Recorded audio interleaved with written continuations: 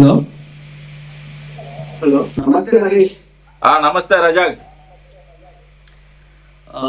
రోజారెడ్డి గారు చేసినటువంటి వీడియో చూసావా? సాక్షి ఛానల్లో ఇంటర్వ్యూ ఇచ్చిందా? నేను ఆ దరిద్రం చూడాల. ఏంటంటాడు బాధ? ఓకే, అయితే ఈరోజు మరోసారి ఏ స్థాయిలో మాట్లాడారో చూసినావా? చంద్రబాబు నాయుడు గారి గురించి, పవన్ కళ్యాణ్ గారి గురించి కొంచెం గట్టిగానే మాట్లాడారు. ఏం మాట్లాడింది? ఏంటంటాడు బాధ? చంద్రబాబు నాయుడు లాంటి వాళ్ళు, పవన్ కళ్యాణ్ లాంటి వాళ్ళు అసలు ఎలా లీడర్లు అయ్యారు అంటూ మాట్లాడడం జరుగుతుందన్నమాట. అంటే పవన్ కళ్యాణ్ గారికి అలాగే చంద్రబాబు నాయుడు గారికి లీడర్లు అయ్యే అర్హత కూడా లేదా? ఏమంటుంది దీనికి సంబంధించి? ఇప్పుడు నేను ఒకటి చెప్తా రజాక్ బ్రో. ఇప్పుడు జనాలకి చంద్రబాబు నాయుడు గారి మీద ఆ ఫీలింగ్ లేదు, జగన్మోహన్ రెడ్డి గారి మీద ఉంది ఆ ఫీలింగ్. ఇతను ఎలా ముఖ్యమంత్రి అయ్యాడు అనేసి జనాలకు ఆ ఫీలింగ్ ఉంది. ఎందుకంటే ఇప్పుడు ఆవిడ ఆ ఇంటర్వ్యూలో మాట్లాడింది కదా, ఏమని ఇచ్చిన వాగ్దానాలు నెరవేర్చలేదు అని. మీరు ఇచ్చిన వాగ్దానాలు నెరవేర్చారా? ఫస్ట్ ఆఫ్ ఆల్ ఏమే వాళ్ళు ఇచ్చిన వాగ్దానాలు నెరవేర్చారా? వాళ్ళు ఇచ్చిన వాగ్దానాలు ఎన్ని ఉన్నాయి? ఇప్పుడు ఎగ్జాంపుల్ కి మెగా డిఎస్ ఉంది బ్రో, ఆవిడ ఆ వాగ్దానం నెరవేర్చారా? అమలు చేశారా? జాబ్ క్యాలెండర్ ఉంది, అది అమలు చేశారా? పోలవరం కడతాము అని చెప్పారు, కట్టారా? అలాగే మద్యపానం నిషేధం అని చెప్పారు, చేశారా? ఇలా చెప్పుకుంటూ పోతే చాలా బోల్డ్ ఉన్నాయి. వాళ్ళు నెరవేర్చనే ఆ పథకాలు చాలా ఉన్నాయి. వాళ్ళు ప్రతిసారి కూడా మేము అమ్మఒడి ఇచ్చేసాము అని చెప్పి ప్రతిసారి మాట్లాడుతుంటారు.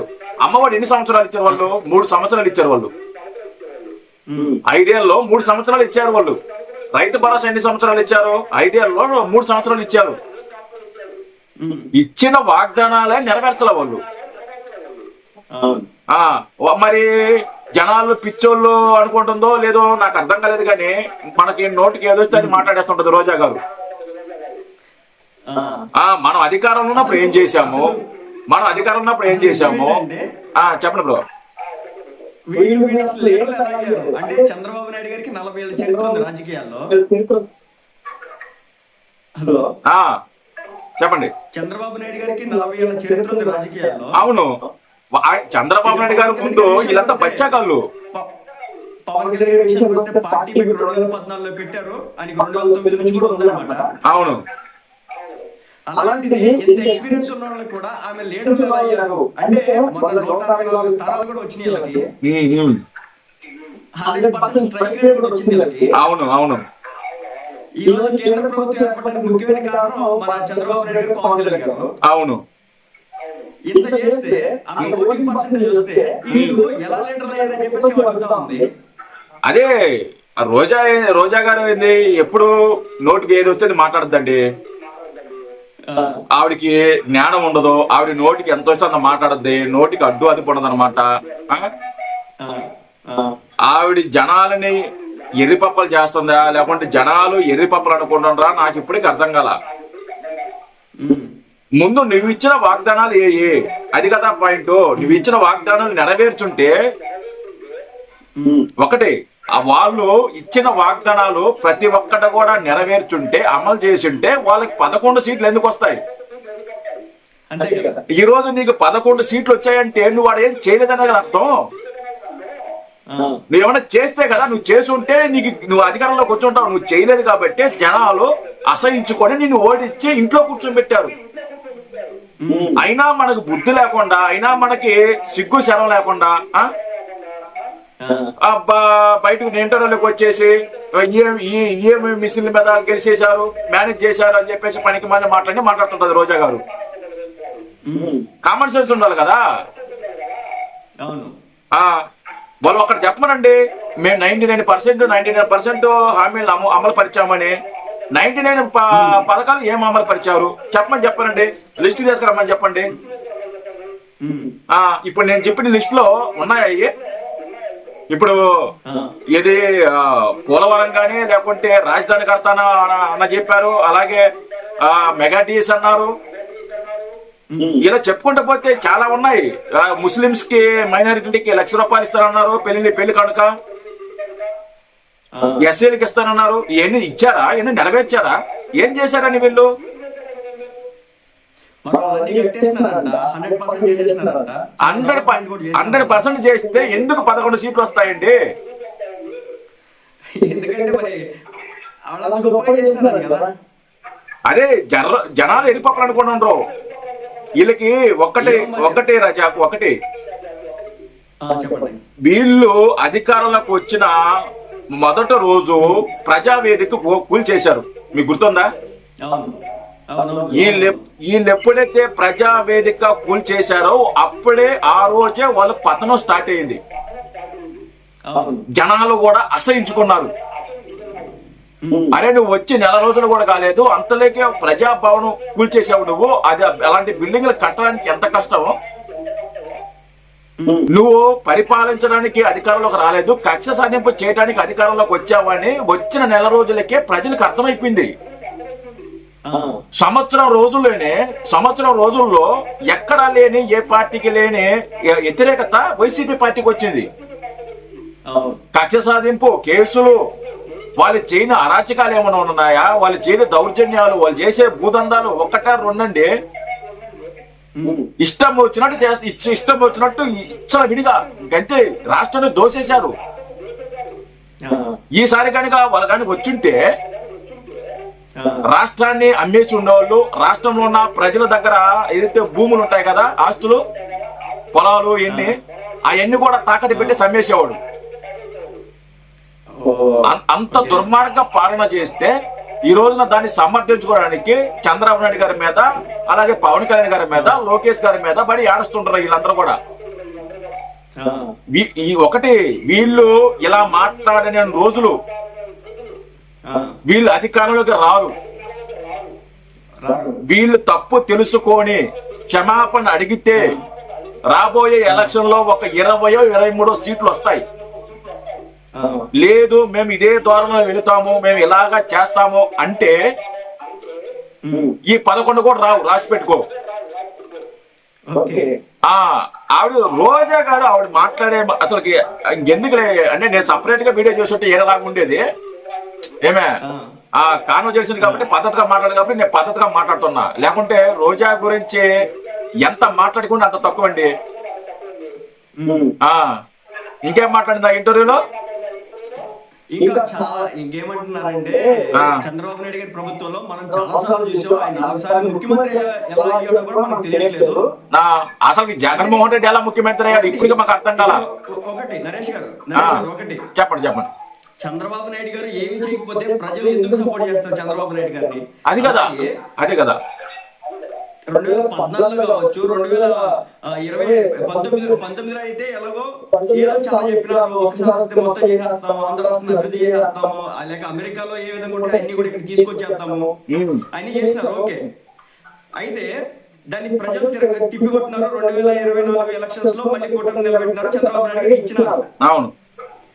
కానీ రోజారెడ్డి గారు ఏం చెప్తారు, అసలు 4 సార్లు ఏ విధంగా చంద్రబాబు నాయుడు గారిని ముఖ్యమంత్రి చేశారని చెప్పేసి అడుగుతా ఉంది ఈ రోజున. అంటే 4 సార్లు ముఖ్యమంత్రి చేశారంటే ప్రజల్లో చంద్రబాబు నాయుడు గారి మీద ఒక పాజిటివిటీ ఉంది కాబట్టి కదా.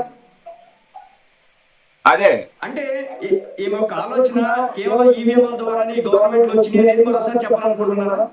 అంటే వీళ్ళు అధికారంలోకి వచ్చినప్పుడు ఎలా వచ్చారని అడుగు, దానికి సమాధానం చెప్పదు. మీరు 2019లో 151 సీట్లు వచ్చారు కదా, అప్పుడు కూడా ఈ ఈవీఎంలు మేనేజ్ చేశారని మనం అడిగామనుకో, లేదా ఎవరైనా జర్నలిస్టులు అడిగారనుకో, దానికి సమాధానం చెప్పదు, టాపిక్ డైవర్ట్ చేసేస్తుంది. వాళ్ళ అధికారంలోకి వస్తే అది స్ట్రైట్ ఫార్వర్డ్ గా వచ్చేసారు, అక్కడ న్యాయంగా గెలిచారు వాళ్ళు. అదే కూటమి అధికారంలోకి వస్తే దొంగచాటుగా గెలిచారు, మేనేజ్ చేశారు అని చెప్పి మాట్లాడతారు అనమాట. వీళ్ళు చేసిన తప్పులు, వీళ్ళు చేసిన అరాచకాలు, వాటి వల్ల మేము ఓడిపోయాము, మేము మాట్లాడిన బూతులు వ్యక్తిగతంగా దూషణలకి మేము పాల్పడ్డాము, దాని వల్ల మేము ఓడిపోయాము అని రియలైజ్ కాలేకున్నారు వీళ్ళు. అవన్నీ కప్పుపుచ్చుకోవడానికి ఇలాంటి డ్రామాలు, ఈవీఎం మిషన్ల డ్రామాలు, ఇలాంటి డ్రామాలు ఆడుతుంది. అంటే వీళ్ళు ఒక్కటండి రజాకు, ఒకటండి, నేను మళ్ళీ చెప్తున్నా, వీళ్ళు ఈ జన్మలో అధికారంలోకి రారండి. వీళ్ళు 100% ఈ వీడియో ఉంటుంది, రికార్డ్ చేసుకోండి. ఈ 100% ఈ జన్మలో అధికారంలోకి రారు. జనాలకి అర్థమైపోయింది జగన్మోహన్ రెడ్డి పరిపాలన ఎలా ఉంటుందో జనాలకు అర్థమైపోయింది. ఛాన్సే లేదు. ముందు వచ్చిన 11 సీట్లని కాపాడుకోమనండి ఫస్ట్ ఆఫ్ ఆల్. ఆ 11 ఎమ్మెల్యేలు ఎవరైతే ఉన్నారో ఆ 11 ఎమ్మెల్యేలు 5 మంది ఎమ్మెల్యేలు రెడీగా ఉన్నారు టీడీపీలో జంప్ అవడానికి రెడీగా ఉన్నారు. వాళ్ళు చేర్చుకోవడానికి సిద్ధంగా లేరనుకో, అది వేరే విషయం. నువ్వు ఉన్న సీట్లు 11 సీట్లు కాపాడుకోలేకుండా రేపొద్దు నువ్వేం అధికారంలోకి వస్తావు? అదనమాట. ఇప్పుడు 2029 ఎలక్షన్స్ లో రోజారెడ్డి గారు సవాల్ చేయబోతున్నారు. ఎందుకంటే గవర్నమెంట్ సవాల్ చేసింది అనమాట పవన్ కళ్యాణ్ గారి మీద. ఏమని? కూటమి అలాగే చంద్రబాబు నాయుడు గారు సవాల్ చేసింది ఏమంటే, మిమ్మల్ని అసెంబ్లీ గేట్ కూడా తొక్కనివ్వం అని చెప్పేసి సవాల్ చేసింది ఇప్పుడు మన లాస్ట్ ఎలక్షన్స్ లో. ఇప్పుడు ఆవిడ ఎక్కడ ఉంది ఇప్పుడు? అలాంటిది ఈసారి చేయబోతారు కదా. ఎందుకంటే ఇప్పుడు మరోసారి చంద్రబాబు నాయుడు ఏం చేయట్లేదు, పవన్ కళ్యాణ్ ఏం చేయట్లేదు, ఇద్దరు కూడా లీడర్లు ఎలా అయ్యారో తెలియట్లేదు. అసలు 4 సార్లు జనాలు అంటున్నారు కదా. ఈసారి కాదు, సవాళ్ళే ఉన్నాయి. ఈ దగ్గర నుంచి రావడానికి అవకాశం ఉందా? ఈసారి కాదు, ఇప్పుడు కాదు, ఎప్పుడైనా సరే రోజా గారు గెలవరు. అలాగే జగన్మోహన్ రెడ్డి అనే వ్యక్తి అధికారంలోకి రాడు. ఇది ఫిక్స్ చేసుకో, దాంట్లో ఎలాంటి డౌట్ లేదు. రోజా గారిని అసెంబ్లీ గేట్ కాదు కదా, అసలుకే ఆ రాజధాని చుట్టుపక్కల కూడా రానిరు. అసలు ఒకటి జగన్మోహన్ రెడ్డి అనే వ్యక్తిని రాజధానిలో ఒక మీటింగ్ పెట్టమనండి, దమ్ము ధైర్యం ఉంటే పెట్టమనండి. అసలు అమరావతికి వెళ్ళమనండి, ఒకసారి అమరావతిలో మీటింగ్ పెట్టమనండి. వెళ్ళే సాహసం కూడా చేయడు జగన్మోహన్ రెడ్డి అనే వ్యక్తి. వెళ్ళితే తెలుసు ఏం జరుగుతుందో తెలుసు, రోడ్డు మీద జనాలు వస్తారని తెలుసు. అన్ని చేసినా గానీ జగన్మోహన్ రెడ్డి అనే వ్యక్తి అధికారంలోకి రాడు. వీళ్ళు ఎన్ని వాగనేమనండి, ఏమన్నా చేసుకునేనండి, అధికారంలోకి వచ్చే అవకాశమే లేదు. ఇది ఫిక్స్ అయిపో. ఇక్కడ ఇంకోటి అడుగుతానండి. ఇప్పుడు మొన్న జగన్మోహన్ రెడ్డి గారు ఒక ప్రెస్ మీట్ పెట్టారు అనమాట. ఆ ప్రెస్ మీట్ లో ఆయన ఏమన్నారంటే, మన ఆంధ్ర రాజధాని అమరావతిని వచ్చేసి నీటిలో అంటే రివర్ లో కడుతున్నారు, అంటే నది గర్భంలో కడుతున్నారు అని చెప్పేసి ఆయన మాట్లాడడం జరిగింది అనమాట. అది చాలా పెద్ద బూమరాంగ్ అయింది ఇప్పుడు ప్రెసెంట్. అదే బుద్ధి మారదు, మన బుద్ధి మారదు. ఇప్పుడు రీసెంట్ గా నేను ఒక నెల ముందు నేను అమరావతికి వెళ్ళానండి. అమరావతికి వెళ్ళి నేను అన్ని పరిశీలించా. అక్కడ ఎక్కడ కూడా వాటర్ లేవండి. మరి ఈ రోజున జగన్మోహన్ రెడ్డి గారు అన్నారు మళ్ళీ అమరావతి మునిగిపోతుంది అని. అంటే ద్వేషం. ఇప్పుడు అమరావతి పూర్తి అయితే పేరు చంద్రబాబు నాయుడు వచ్చేస్తుంది, అది రాకూడదు అతని ప్లాను.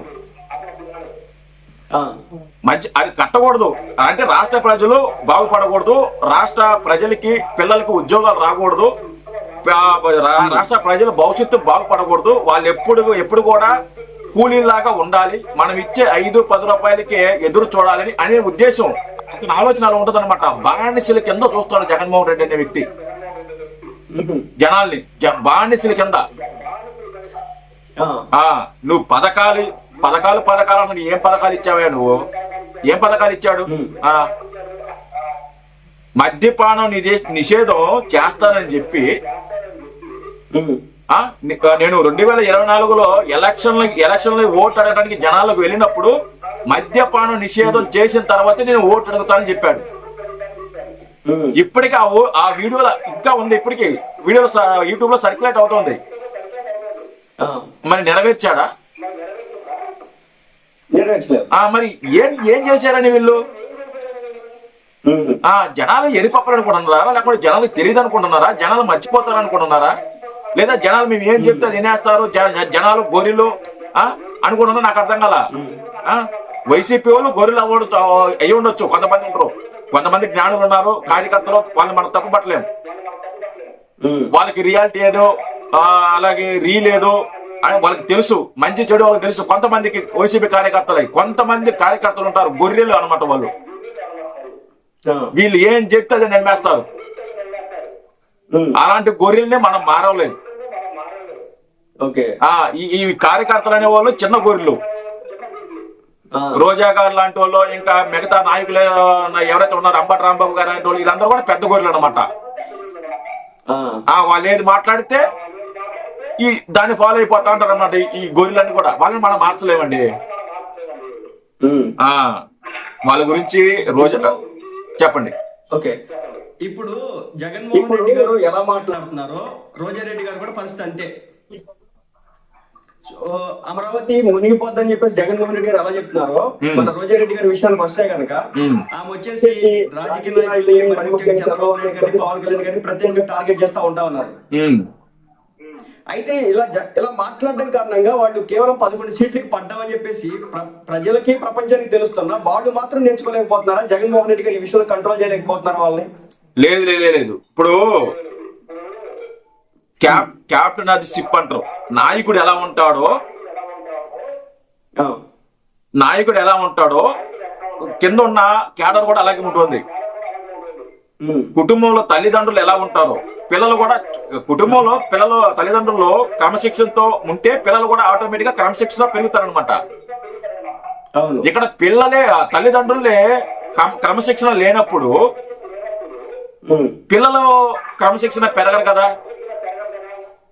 అలాగే జగన్మోహన్ రెడ్డి మనసు గాని, ఆయన మైండ్ సెట్ గాని అలా ఉందన్నమాట. నాయకుడు అలా ఉన్నాడు కాబట్టి మిగతా వాళ్ళు కూడా అలా ఉన్నారు. వీళ్ళు చెప్పిన నాయకుడు వినడు. నాయకుడు ఏదైతే చెప్తాడో అదే ఫైనల్. ఆయన జగన్మోహన్ రెడ్డి మనసులో కుళ్ళు, కుతంత్రం, దేశం అసహ్యం ఎన్ని చాలా ఉన్నాయి అతనికి. దాని వల్లే వాళ్ళు జరిగిన నష్టం ఏదైతే ఉందో దాని నుంచి బయటికి రాలేకున్నారు, తెలుసుకోలేకున్నారు, రియాలిటీ తెలుసుకోలేకున్నారు. అది తెలుసుకోని రోజులు వాళ్ళ పార్టీ పరిస్థితి అలాగే ఉంటుంది. ఈ జన్మలో తెలుసుకునే అవకాశం కూడా లేదు. దాన్ని కన్ఫర్మ్ చేసుకో. నరేష్ గారు ఇంకొకటి అండి, చెప్పండి. ఏమంటే ఇప్పుడు రోజారెడ్డి గారిని ఆమె గత ప్రభుత్వంలో, ఆమె అధికారంలో ఉన్న టైంలో చాలా ఘోరంగా మాట్లాడేవాళ్ళు, పదాలు కూడా ఉపయోగించేవాళ్ళు. సో చాలా సందర్భాల్లో నన్ను కూడా మన ఎవరైతే సబ్స్క్రైబర్లు ఉన్నారో వాళ్ళంతా కూడా అడుగుతా ఉంటారు, మరి అధికారంలోకి వచ్చి ఇంతకాలం అయింది కదా, మరి రోజారెడ్డి గారిని అరెస్ట్ చేసే అవకాశాలు ఉంటాయా అని చెప్పేసి. ఎందుకంటే ఆమె చంద్రబాబు నాయుడు గారి మీద మాట్లాడినారు, పవన్ కళ్యాణ్ గారి మీద మాట్లాడినారు, అలాగే కుటుంబాల్లో కూడా వెళ్ళి కొంత మాట్లాడడం జరిగింది ఒకప్పుడు. అవునవును. మరి ఈమెను అరెస్ట్ చేయడానికి అవకాశాలు ఇప్పుడు ఈ రోజు కూడా ఆమె తీవ్రమైన స్థాయిలోనే మాట్లాడడం జరుగుతుంది. ఆమె ఎక్కడ కూడా తగ్గేదే అంటున్నారు. ఫైర్ బ్రాండ్ లాగా కనిపిస్తా ఉన్నారు రోజారెడ్డి గారు. అది చంద్రబాబు నాయుడు గారి మంచితనం, గొప్పతనం అండి.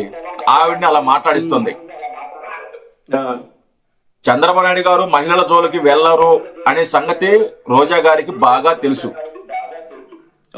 అందుకే ఆవిడ అంతగా రెచ్చిపోతుంది. అదే జగన్మోహన్ రెడ్డి గారు లాంటి వ్యక్తి అయితే ఈ పార్టీకి రోజా గారిని ఎప్పుడు అరెస్ట్ చేసి జైలు వేసి ఉండేవాళ్ళు. చంద్రబాబు నాయుడు గారు ఏ రోజు కూడా మహిళల్ని ఇబ్బంది పెట్టడం కానీ, మహిళల్ని అరెస్ట్ చేయడం కానీ ఇంకోటో ఏనాడు చేయడైనా. ఆయన మంచితనమే రోజారెడ్డి గారిని కాపాడుతుంది. ఒక రకంగా రోజా గారు అనే వ్యక్తి చంద్రబాబు నాయుడు గారు కాళ్ళు కడుక్కొని ఆ నీళ్లు నెత్తుని చదువుకోవాలి. నేను నన్ను అడిగితే అవునండి, కాదండి. ఇప్పుడు ఆయన మంచితనం వల్ల కదా. ఆయనకి ద్వేషం లేదా కోపం, అసహ్యం ఎన్ని ఉంటే ఇన్ని రోజులు బయట తిరిగాదా రోజా గారు? చెప్పండి. మరి అరెస్ట్ చేస్తారా లేదా అనేది తర్వాత మనకు ఆ విషయం తెలియదు. మనకు ఆ సబ్జెక్ట్ కూడా కాదు మనది. అది ఏరే సబ్జెక్టు. అది మన గురించి మనం దాని గురించి డిస్కషన్ చేయకూడదు. అది అరెస్ట్ చేస్తారా లేదా అనేది తర్వాత. ప్రస్తుతానికి ఆవిడ బయట తిరుగుతుందంటే అది చంద్రబాబు నాయుడు గారు గొప్పతనమే, దాంట్లో ఎలాంటి సందేహం లేదు. అదనమాట. ఇప్పుడు మరి సరే అయితే. భవిష్యత్తులో ఈ రాబోయే 3 సంవత్సరాల్లో ఆమె మీద చర్యలాంటివి ఉండడానికి అవకాశం ఉన్నాయా? ఏమోనండి, చెప్పలేము. మనం గెస్ట్ చేయలేం కదా, మనకు తెలియదు కదా. అరెస్ట్ చేస్తారా చేయరా అనేది మనం చెప్పలేము. అరెస్ట్ చేయొచ్చు, చేయకపోవచ్చు. అరెస్ట్ చేసినా కూడా ఆశ్చర్యపోవక్కర్లా, ఎందుకంటే ఆవిడ చేసిన తప్పులు చాలా ఉన్నాయి. వాళ్ళ అన్నదమ్ములు నగరిలో చేసిన అరాచకాలు చాలా ఉన్నాయి. వాళ్ళ అన్నదమ్ములు భూదందాలు చేశారు, పదవులు ఇప్పిస్తానని డబ్బులు తీసుకున్నారు. వాళ్ళు చేయని అరాచకాలే లేవు వాళ్ళ అన్నదమ్ములు. మళ్ళీ పర్సనల్ ఫ్యామిలీస్ వెళ్ళడం కరెక్ట్ కాదు కానీ ఓకే. మొత్తానికి అయితే మరి చెప్పండి. రోజారెడ్డి గారు మాటల దాటైతే కూటమి ప్రభుత్వం మీద తగ్గట్లేదు ఎక్కడ కూడా. ఏం కాదు, ఆవిడ మాట్లాడేంత మాత్రాన కూటమికి పోయేది ఏం లేదు. ఇంకా ఆవిడ మాట్లాడితే ఇంకా కూటమికి మంచి జరుగుద్ది కానీ చెడు మాత్రం జరగదు. ఎందుకంటే వాళ్ళ మాటలు ఎవరు పట్టించుకుంటారండి? వాళ్ళ అధికారంలో మాట్లాడిన మాటలే కదా ఇప్పుడు కూడా మాట్లాడేది. అప్పుడు వాళ్ళు నమ్మలేదు కాబట్టి వాళ్ళు ఓడిపోయారు. మళ్ళీ అదే మాటలు మాట్లాడితే మళ్ళీ ఎందుకు నమ్ముతారు జనాలు? జనాలే పిచ్చోళ్ళు కదా, ఎర్రోళ్ళు కాదు కదా. రాజకీయ నాయకుల కంటే జనాలు చాలా తెలివైన వాళ్ళు. వాళ్ళకి తెలుసు ఎవరిని గెలిపించుకోవాలో ఎవరిని గెలిపించుకోకూడదో వాళ్ళకి బాగా తెలుసు. వీళ్ళు వాగినంత మాత్రాన కూటమి ఏదో పోతుంది, లేకుంటే కూటమికి ఏదో జరుగుతుంది అనేది ఉత్తమ మాట. వాళ్ళు వాగిన రోజులు వాగుతారు. వాళ్ళు ఉనికి కాపాడుకోవడానికండి, ఒక మాట చెప్పాలంటే వాళ్ళు ఉనికిని కాపాడుకోవడానికి మాత్రమే వాళ్ళు రాజకీయం చేస్తున్నారు. వాళ్ళకి తెలుసు మేము అధికారంలోకి రాము, మళ్ళీ మేము గెలము అని రోజా గారికి తెలుసు, జగన్మోహన్ రెడ్డి గారికి తెలుసు. ఎందుకంటే లాస్ట్ ఎలక్షన్ లో మీకు తెలుసో లేదో, వీడియో చూసారో లేదో, జనసేనతో పొత్తు పెట్టుకోవాలని విపరీతంగా ప్రయత్నించారు. విపరీతంగా. అది మీరు నేను అన్నది కాదు. శ్రీధర్ అప్పర్రాజు అనే ఒక అతను ఉన్నారు, మాజీ మంత్రి, మీకు ఐడియా ఉందా? అతను కార్యకర్తలతో సపరేట్ గా ఇంటర్నల్ మీటింగ్ లో మాట్లాడుతున్నప్పుడు ఆయనే చెప్పాడు స్వయంగా. ఆ వీడియో ఇప్పుడు బాగా వైరల్ అవుతుంది. మేము 2024 ఎలక్షన్ లో జనసేనతో పొత్తు పెట్టుకోవాలని చాలా ప్రయత్నించాము. అది కానీ ఫలించుంటే ఈ రోజు టీడీపీ అధికారంలోకి వచ్చుండేది కాదు. అది ఫలించలేదు కాబట్టి మనం ఓడిపోయాము అని చెప్పేసి ఆయనే చెప్పాడు. ఆ వీడియో రికార్డ్ చేస్తున్నారని తెలిసిన తర్వాత అక్కడి నుంచి వెళ్ళిపోయాడు ఆయన. అదనమాట వాళ్ళ పరిస్థితి. మళ్ళీ బయటకు వచ్చి సింహం పులివెందల పులి, సింహం సింగిల్గా వసద్దే అని పెద్ద పెద్ద ముద్ర మాటలు మాట్లాడతారు. లోపలేమో ఇదన్నమాట వాళ్ళకి. అది వాళ్ళ పరిస్థితి. సరే నరేష్ గారు. సరేనండి. సరే మరి. Thank you. బాయ్.